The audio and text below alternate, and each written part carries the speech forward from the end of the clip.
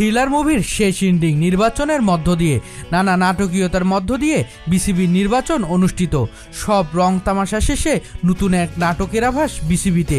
পরিচালনা পর্ষদের নির্বাচন থেকে বিসিবির সভাপতি আমিনুর ইসলাম বুলবুল সভাপতি নির্বাচিত হওয়ার পরবর্তী সংবাদ সম্মেলনে সকলকে একসঙ্গে কাজ করার কথা জানান আমিনুর ইসলাম বুলবুল। মঙ্গলবার বিসিবির নবনির্বাচিত পরিচালনা পর্ষদের প্রথম সভা অনুষ্ঠিত হয়।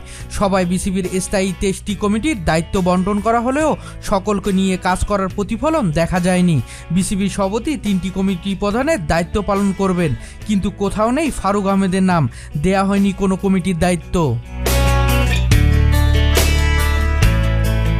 সভাপতি দায়িত্ব পালন করবেন বিপিএল গভর্নিং কাউন্সিল প্রধানের দায়িত্ব, ওয়ার্কিং কমিটি ও গ্রাউন্ডস কমিটির দায়িত্ব।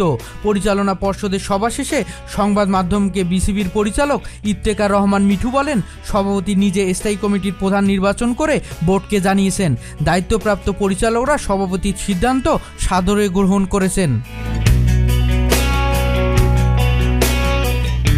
ফারুক আহমেদকে কোনো কমিটিতে না রাখা প্রসঙ্গে জানতে চাওয়া হলে তিনি বলেন, সভাপতি এই প্রশ্নের উত্তর ভালো দিতে পারবেন।